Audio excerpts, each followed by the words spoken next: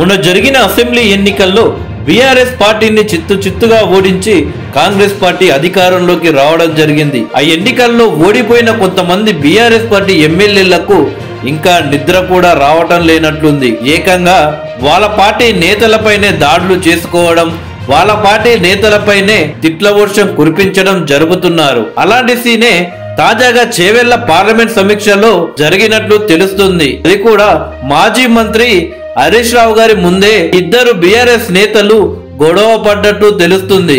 ఏకంగా కుర్చీలు విసురుకున్నట్లు వార్తలు వస్తున్నాయి. కుర్చీలేం కర్మ, ఏకంగా ఒకరిపై ఒకరు చేయి చేసుకునే దాకా వెళ్ళినట్టు టాక్. తాండూరు ఎమ్మెల్యేగా 2014లో పట్నం మహేందర్ రెడ్డి గారు గెలవడం జరిగింది.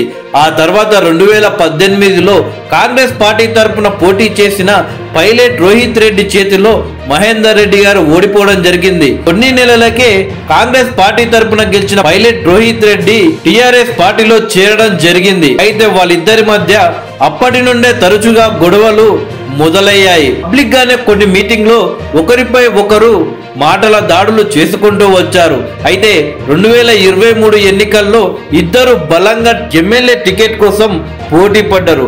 కానీ బీఆర్ఎస్ పార్టీ అధిష్టానం మాత్రం సిట్టింగ్ ఎమ్మెల్యేగా ఉన్న పైలట్ రోహిత్ రెడ్డికే టికెట్ ఇవ్వడం జరిగింది. అయితే ఎన్నికల్లో పట్నం మహేందర్ రెడ్డి బీఆర్ఎస్ పార్టీ కోసం పనిచేయలేదు, బీఆర్ఎస్ పార్టీ కండువ వేసుకొని ప్రజలందరికీ కాంగ్రెస్ పార్టీకి ఓట్లు వేయాలని ప్రచారం చేశారు అని పైలట్ రోహిత్ రెడ్డి వర్గీయుల భావన. దానికి సంబంధించిన కొన్ని ఆధారాలు కూడా ఉన్నాయి, అతి త్వరలోనే బయట పెడతామని అంటున్నారు. చేవెళ్ల పార్లమెంట్ లో జరిగిన సమావేశం మొదలు కాగానే వేదికపై ఉన్న పైలట్ రోహిత్ రెడ్డిని కూర్చోపెట్టడంపై పట్నం మహేందర్ రెడ్డి వర్గం అభ్యంతరం చేసింది. రోహిత్ రెడ్డిని వేదికపై నుంచి దించాలని పట్టుబట్టింది. ఈ క్రమంలో మహేందర్ రెడ్డి మాట్లాడటానికి మైకు తీసుకోగానే ఆయన వల్లనే బీఆర్ఎస్ పార్టీ ఓడిపోయిందని పైలట్ రోహిత్ రెడ్డి వర్గీయులు ఆందోళనకు దిగారు. దీంతో జోక్యం చేసుకున్న పార్టీ నేతలు రోహిత్ రెడ్డి మహేందర్ రెడ్డిని సముదాయించే ప్రయత్నాలు చేశారు. హరీష్ రావు ఇద్దరిని వారించారు.